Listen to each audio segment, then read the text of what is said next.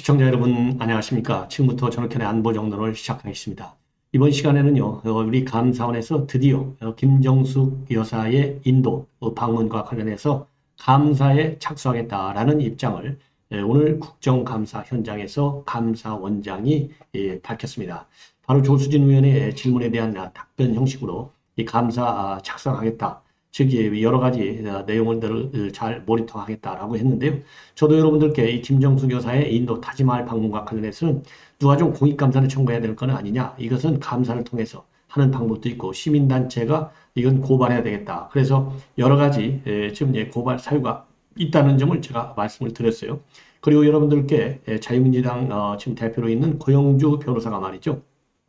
중요 이 보수 일간지의 이 관련 내용에 대해서 이 광고문을 게재하면서도 이거는 이 수사해야 된다라는 입장을 밝힌 바 있습니다. 그래서 드디어 김정숙 여사의 인도 타지마할 이 관광, 이 방문에 대해서는요, 이제 감사원과 그리고 또 누군가 시민단체에서 반드시 이거는 고발해야 되겠다. 왜냐하면 이러한 형태로 국고를 손실하는 행위 있었어야 되겠습니까? 그리고 외유성 관광 이 방문이라고 하는 것이 주재국에서도 다 하는 거 아니겠어요? 이 얘기는 결국 우리 외교의 질을 현저하게 낮춰주는, 즉 국격을 상실한 외교로서 주재국으로부터 틀림없이 비판을 받을 거예요. 자, 그래서 이거는 외교적인 또 망신 사태로 기록될 수밖에 없어요. 그런 측면에서 반드시 법적 정치적으로 이러한 일이 없도록 분위기를 이번에 확고하게 만들어야 되겠다라는 생각이 들어요. 그래서 이 내용도 함께 말씀을 드리겠고요. 그 다음에는 최근에 말이죠. 이 서초갑 민주당 지역위원장이었던 이정은 씨가 이제 구속되어 있는 상태인데요. 여기에 관련해서 지금 막 보도가 됐는데 이 공소장 내용을 보면요. 지금 전현직 민주당의 거물들 이름이 나오고 있고 청와대 실장급 이름도 게재되어 있다. 그래서 이정근 게이트, 민주당 게이트로 비용할 소지가 다분하다. 이런 이 보도가 나오고 있습니다. 그래서 이 상당히 폭발성이 큰 사건으로 지금 이 커져 가고 있는 그런 상황인데요. 이 내용도 여러분께 자세하게 보도를 해 드리도록 하겠습니다. 먼저요, 중요한 뉴스를 말씀을 드리기 전에 이미 제가 이제 오전에 말씀을 드렸는데 진성준 의원이 국방부로부터 받은 자료를 가지고 지금 대통령 집무실 동측에 새로운 진입로 공사가 이루어지고 있어요. 자, 이 공사는 국방부가 수의계약을 통해서 현대건설에 공사를 맡겼는데 이 공사 대금은 3억 8천만 원. 그리고 계약 기간은 11월 23일인데 아마도 공사가 지금 마무리 단계에 있기 때문에 이달 중순이면 완공된다. 이러한 내용을 진성준 의원실에서 오늘 아침에 언론을 통해서 밝혔습니다. 이러다 보니까 지금 민주당에서는 또다시 이 사건을 부풀리기 작업에 나섰어요. 한마디로 인해서 이 대통령 전용 통로를 만드는 건 아니냐. 이거는 기존에 있는 도스태핑을 피하려고 만드는 것 아니냐. 이렇게 지금 공격을 하고 있고, 자, 왜 굳이 4억이라는 국민의 세금을 써야 되는지 여기에 대해서 답을 하라. 이렇게 얘기했는데요. 그러니까 하나는 도스태핑을 피하려는 이유로 다시 한번 이 동측 출입문을 만든다. 이렇게 비판하고 있고, 하나는 국민 세금을 안 써도 되는데 왜 쓰냐. 이 두 가지로 지금 공격을 하고 있어요. 우리 대통령실에 대해서. 이 얘기는 지금 현재 여러분들 잘 아시다시피 김정숙 여사가 인도 방문하면서 4억 원 중에 한 3억 5천만 원 정도는 안 들 예산을 집행해서 예산을 낭비했다. 이런 비판이 지금 나돌고 있지 않습니까? 여기에 대한 덮기용으로 지금 이거를 지금 키우기, 즉, 이 과잉 부풀리기 작업에 나선 것이 아니냐. 그리고 왜 그러냐면요. 이 도어스태핑이라고 하는 것은 윤석열 대통령의 지론이 이거는 내가 꼭 해야 되겠다. 이런 거는 이미 언론을 통해서 알려졌지 않습니까? 그런데 지금 이제 민주당 김현정 대변인의 논평물을 보면요. 윤석열 대통령의 말 실수라든가 또 여러 가지 이준석이라든가 감사원 사무총장의 문자 이런 거를 가지고 이런 어려운 질문을 피하려고 하는 그런 차원에서 이 동문물을 동쪽 출입문을 만든다. 이렇게 지금 가짜 논리로 주장을 하고 있다는 점. 그리고 이제 심기경호를 위해서 혈세를 드린다고 하는 점. 이것 두 가지로 지금 공격을 하고 있는데요. 대통령실의 공식 입장은요. 도스태핑과는 전혀 관련이 없다. 이렇게 밝히고 있고 도스태핑이야말로 대통령의 결단사항이고 출입구와 통로가 어디 있느냐 하는 거하고는 전혀 관계가 없다. 옳은 얘기죠. 그리고 조금 전에도 제가 말씀을 드린 대로 지금 어차피 새로운 통로가 나더라도 현재 출입하고 있는 그 통로 그대로 남측 출입문을 이용해서 출근할 것이다 라는 게 대통령실의 입장 내용으로 되어 있어요. 자, 이걸로 보면 지금 민주당에서는 또 다른 쟁점, 즉 쟁점이 될 만한 것도 아닌데 전혀 쟁점거리가 아닌데도 불구하고 이 정치적인 뭐라고 할까요? 정쟁 차원의 이슈를 만들기 위한 차원에서 이러한 문제를 제기하고 있는 것이 아니겠느냐, 이런 비판을 받기에 충분하다. 그래서 민주당은 말로만요, 앞에는 민생을 채우면서도 뒤에서는 모든 이슈를 갖다가 정쟁 차원으로만 보고 있는, 그야말로 정쟁 불쏘시개 정당의 그런 기능밖에는 지금 하는 게 없어요. 국정을 그래도 잘했든 못했든 간에 5년간 경험한 바 있고 책임진 바 있고, 그리고 D-Day 때부터 노무현 때 일어나서 그러면 3번의 정권을 잡은 바 있는 정당인데, 무능한 정당이라고 하는 것을 이번 이 동쪽 출입문 새롭게 만드는 것과 출입 통로를 만드는 것과 관련해서 이슈화시키는 것도 나는 우리 민주당은 무능한 정당이다, 이거를 우리 만천하에 드러내는 것이 아닌가, 이렇게 생각이 듭니다. 그리고 오늘 이제 국정감사, 이 감사원을 대상으로 한 국정감사 오전에 난장판이 돼가지고 제대로 감사 진도를 못 나갔다, 이렇게 돼 있는데요. 오후 국정감사에서 이 조수진 의원이 감사원장에게 김정숙 여사의 인도 방문과 관련해서 감사 필요가 없느냐 있느냐 이렇게 물었고 검토해 보겠다라는 답변을 받았습니다. 자, 이 몇 가지 이유로다가 이제 감사의 필요성을 조수진 의원이 주장을 했는데요. 하나는 예비비가 사흘 만에 편성이 된 거, 이례적인 예비 편성서부터 감사해야 되겠고, 그 다음에는 인도 방문 예산 신청사가 가짜였다는 거. 왜냐하면 타지마할 방문은 본래는 안 들어가 있었는데 이게 왜 들어갔냐 이거죠. 그리고 또 하나는요, 예산이 청와대 직원들이 갑자기 늘어난 바람에 증가된 거, 이것도 감사의 대상이 되지 않느냐. 이 3가지를 감사 착수의 이유로 따져 물었어요. 그래서 구체적으로 이 조수진 의원이 어떻게 질문을 했는지 이렇게 말씀을 드리면, 우선은 말이죠, 이 김정숙 여사의 이 단독 방문에 4억 원의 경비가 예비비로 단 사흘 만에 편성이 됐는데 예비비 편성부터 이례적이다. 그러면서 감사가 필요하는데 동의하느냐, 이렇게 물었고 거기에 대해서 한 번 좀 검토해 보도록 하겠다라고 감사원장이 답변을 했습니다.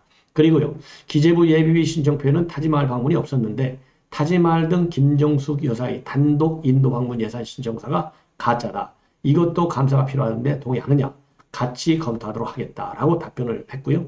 그리고 또 조수진 3번째로요, 김 여사가 대통령 없이 탄 대통령 전용기에 김정숙 여사의 단골 디자이너의 딸도 탑승을 했고 한식 조리 명장도 탑승을 했는데 이것 때문에 예산이 더 늘었다는 지적이 있는데 이것도 감사를 해야 되지 않느냐라고 지적을 했고요. 이 부분에 대해서도 이 최재형 감사원장은요, 최재해 감사원장은 거론한 문제는 전적으로 사실관계를 모니터링해서 감사 여부를 결정하겠다라는 입장을 밝혔습니다. 그리고 최 원장은 말이죠, 지금 이제 권익위에 대해서 감사원법 위반 혐의로 검찰에 수사를 요청한 사실도 공개했어요. 이거는 뭐냐?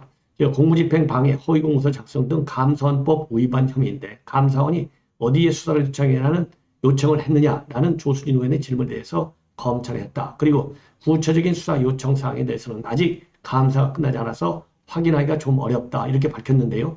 이 부분에 대해서는 언론에 보도된 내용을 보면은 지금 이제 직접적으로 전현희 위원장을 수사 대상으로 했는지 안 했는지는 아직 알려지지 않고 있고, 이 전 권익위에서 이번에 감사원에 대해서 감사원에 필요한 자료 제출, 감사원이 요구한 자료 제출 요구에 응하지 않았다는 점, 그리고 권익위 위원들이 감사원의 요구에 제대로 응하지 않았다는 점, 이 2가지가 말이죠, 검찰의 수사 의뢰를 요청한 중요한 이 사유로 알려지고 있습니다. 그렇기 때문에 이제는 전현희도 수사 대상에 포함됐는지 안 됐는지, 그동안에 전현희 위원장에 대해서는요, 어마어마한 제보를 받았다, 비리 의혹과 관련해서 이렇게까지 감사원에서 밝힌 바 있어요.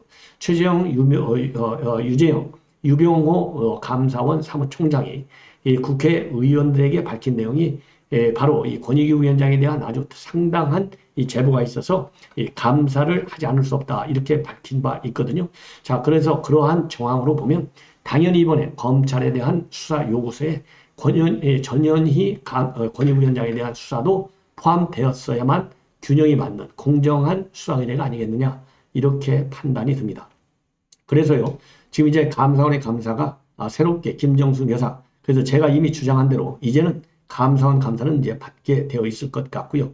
두 번째로는 이제 시민단체 누군가는 반드시 이 김정수 여사의 인도 방문과 관련해서 검찰에 또는 경찰에 고발해라. 이렇게 주장을 저는 또 하고 싶습니다. 자, 이번에는 말이죠. 이 신평 변호사가 이거는 뭐 객관적 사실이라고 저는 보여지는데요. 왜냐하면 신평 변호사의 여러 가지 신뢰성이 있는 그런 SNS 글을 보면 더군다나 이 사람은 이제 이 판사 출신 아니겠습니까? 그렇기 때문에 가짜 루머로 이러한 주장을 하는 것은 상상하기가 어려울 것이다. 그래서 진실성 있는 폭로다. 저는 그렇게 봐요. 무슨 내용이냐? 한마디로 인해서요. 이 정권 교체를 본인과 함께 정권 교체에 힘을 합친 사람이라고 합니다. A씨라고 익명이 되어 있어요. 그래서 A씨를 비판하는 내용이에요. 한마디로 이번에 상당히 부적절한 직책에 내정되어 있다. 이렇게 직격을 가하고 그 직책에 당신의 직무적합성을 아무리 찾으려고 해도 찾을 수 없다. 직무적합성, 즉 전문성이 없는 직책에 배정이 됐다는 얘기죠. 자, 그 다음에 하나는요. 자신의 힘으로는 벅찬지 다른 유력 인사의 도움을 받았다는 소문이 파다 하더라 라고까지 폭로를 하고 있어요. 자, 그래서 이게 과연 누구인지 저는 뭐 짐작은 갑니다. 그런데 제가 이 짐작 가지고 방송을 하면은 이 허위사실 유포, 명예훼손 혐의로 걸려요. 그리고 저는 누차 말씀드리지만은 루머는 루머다, 소문은 소문이다, 그리고 추측은 추측이다 라고 제가 분명히 밝히면서 보도에 정확을 기하고 있습니다. 그런데 이번 이 사람은요, 제가 누군지 감은 잡혀요. 아마 여러분들도 눈치 빠르신 분들은 아실 거예요. 왜냐하면 우선 신평 변호사가 이 임명 과정이에요. 그리고 임명의 정당성, 타당성, 그리고 이 합당성 이거를 따져가면서 이 사람은 그 자리에 맞지 않다라고 할 정도면 상당한 고위직 임명자가 되지 않겠습니까? 그러면은 최근에 윤석열 대통령이 임명한 사람들 아니면 임명할 가능성이 큰 사람들 중에서 이 정도 신평 변호사가 문제 제기를 할 정도, 그리고 더 중요한 것은 이번에 선거에서 정권 교체를 도왔다. 이 얘기는요. 신평 변호사와 함께 뛰었다는 얘기 아니겠어요? 굉장히 중책을 맡았다. 선대위에서. 이게 하나의 중요한 단서가 될 수 있어요. 누군지. 이 두 가지 기준으로 여러분들께서도 한번 판단을 해보셔라. 그러면 답이 금방 나올 수 있다. 이렇게 저는 생각이 듭니다. 자, 그래서 그러면 신평 변호사가 뭐라고 했느냐. 한마디로 얘기해서요. 전문성이 없는 사람인데 그리고 혼자 힘으로 그저 어마어마한 자리를 가기는 부족하니까 옆에 사람의 도움을 받아갖고 갔다. 이렇게 돼 있어요. 자, 우리가 그런데 왜 정권 교체를 위해서 열심히 뛰었느냐? 이러한 무능한 사람들, 전혀 그 자리에 적합성이 없는 무능하건 무식한 전문성이 없는 자격이 없는 사람들이 문재인 정권에서 얼마나 많이 고위직을 차지했느냐. 그래서 부귀 영화를 늘었느냐. 이런 꼴을 보기 싫어서 정권을 교체한 건데 이런 꼴을 보기 싫다고 해서 정권을 이제 교체했는데 결국은 그런 국민으로부터 비판을 받을 일을 당신이 한 거 아니냐. 그래서 그 자리를 꿰찬 것은 윤석열 정부의 성공에 오히려 마이너스가 된다. 이러다가는 총선도 실패하고 차기 정권체 창출에도 당신과 같은 사람들이 고위직을 차지하면 실패한다. 이 정도까지. 그러니까 총선에까지 그리고 차기 대선에까지 잘못된 영향을 줄 수 있는 어마어마한 자리에 말하자면 힘을 써서 갔다 이거예요. 자, 이 정도 되면 여러분들 금방 내 눈치를 챌 겁니다. 이게 바로 신평 변호사가 오늘 SNS를 통해서 공개적으로 이 폭로한 내용으로 되어 있어요. 그래서 이 내용을 조금만 자세하게 말씀을 드릴게요. 그러면 더더욱 여러분들께서 이 사람이구나 딱 판단이 될 것이라고 저는 봅니다. 자, 제목도 그래서 말이죠. A씨에게라는 제목으로 되어 있어요. 자, 주어 없는 이 저격의 글을 남겨서 상당한 파장이 저는 일어날 것이다 라고 보고 있습니다. 자, 그래서 제가 우리는 같이 문재인 운동권 정부를 끝내고 윤석열 새 정부를 탄생시키기 위해서 부단히 노력했다. 서로 다른 방향에서의 활동이었지만 그 귀착점은 같았고 서로를 격려하며 하나의 거대한 오케스트라를 구성하였고 그리고 성공했다. 그런데 여기까지군요. 나는 당신의 어떤 직책 내정의 소식을 듣고 적지 않게 실망했다라고 이 저격 대상자를 A씨라고 지적을 하고 있습니다. 그러면서 먼저 그 직책에 당신의 직무적합성을 아무리 찾으려고 해도 찾을 수가 없다. 당신은 이제까지 거론되었던 그 어떤 인사보다도 그 적합성이 희박하다. 어떻게 다른 이가 그 직책에 맡았을 경우에 최소한 이룰 수 있는 성과보다 더 못한 결과를 이룰 것이라는 객관적 예측을 할 수 있는데도 그 자리를 차지하려고 했는지 이해가 가지 않는다. 그래서 내정된 이 A씨라고 하는 것은 그 자리에 직무적 법성이 없다는 얘기는요. 이 업무적인 전문성이 전혀 없다는 얘기 아니겠습니까? 자, 그러면서 그 직책에 임명되기 위해서 자신의 힘만으로는 벅찬지 다른 유력 인사의 도움을 받았다는 소문이 파다하더라.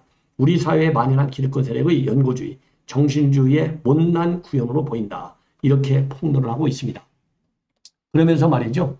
그러면서 이 그동안에 문재인 정권의 이 국정의 난맥상 중에 하나가 바로 인사 문제였다는 겁니다. 그래서 그 인사 문제의 비판 때문에 이것이 정권 교체 한 명분으로 작용했던 것 아니냐.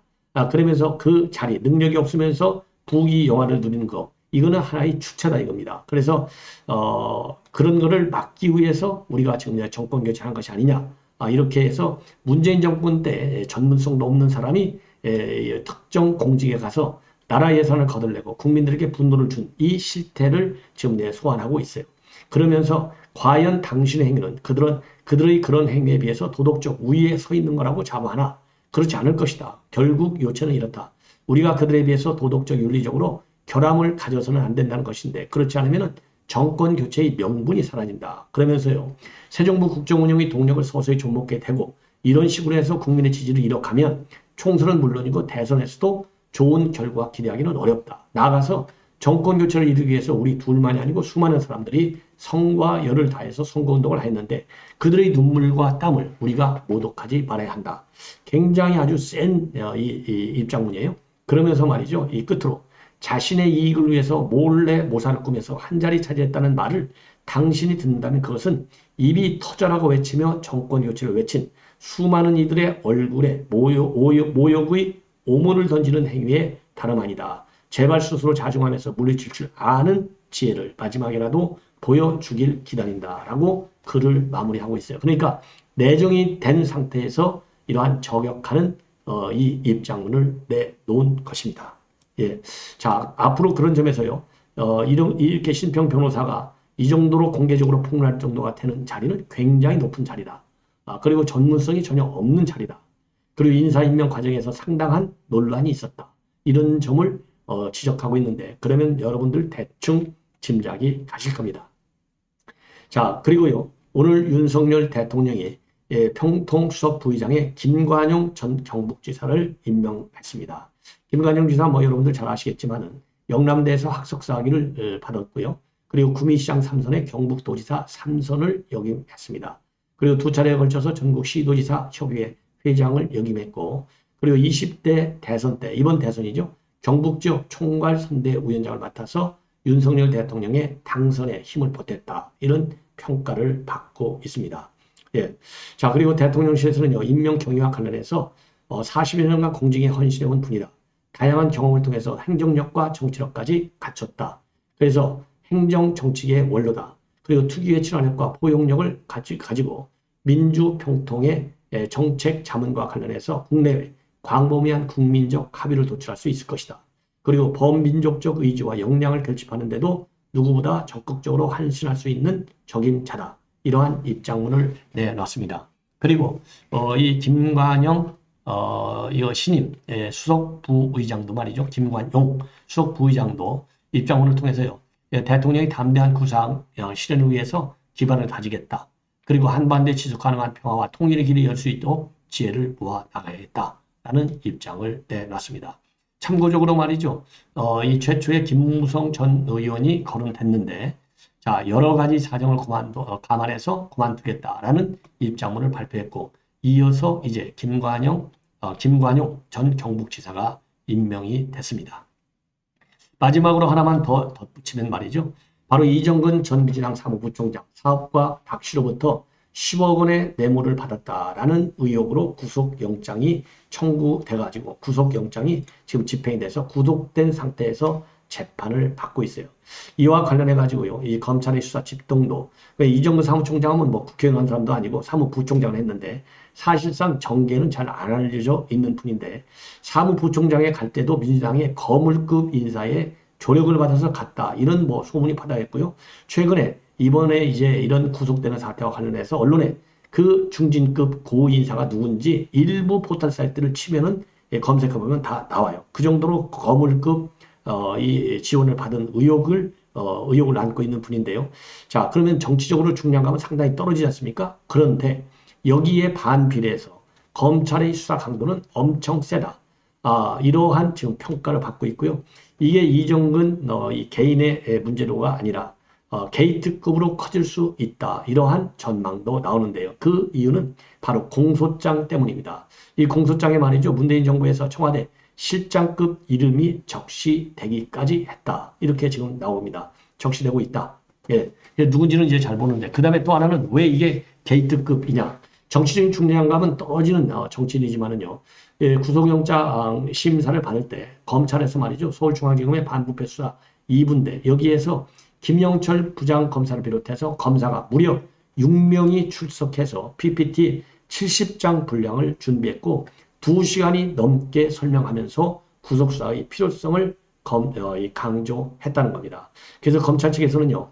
이정근 전 부총장이 국회의원 신분이거나 유명한 사람도 아닌데 검사 6명이 실질심사에 출석한 것은 매우 이례적이고 그만큼 검찰이 굉장히 수사에 공을 들이고 있다. 이런 얘기가 된다라고 설명을 해주고 있어요.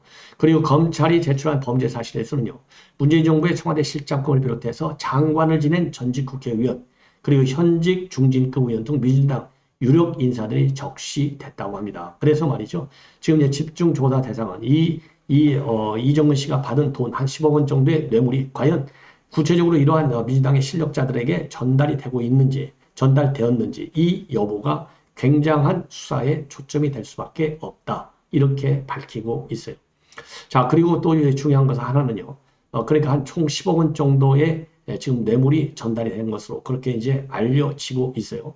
그래서 마스크 사업 인허가라든가 공적 기금의 배정 문제라든가 공공기관의 인사 문제라든가 이러한 청탁을 해서 이 사업가 박 씨로부터 한 10억 원의 뇌물을 받았다. 이렇게 지금 되어 있어요. 자, 그런데 이 변호인이 또 하는 얘기가 이 상당히 뭐라고 그럴까요? 의미 있는 얘기를 하고 있어요. 이 변호인은 뭐라고 주장하고 있느냐? 정철승 변호사인데요. 이 정철승 변호사 아마도 이 방원순 변호했던 사람이 정철승 변호사가 아닌가 싶은데 이 사람은요. 이정근 씨는 수사를 지우기 위한 교두보이자 발판일 뿐이다.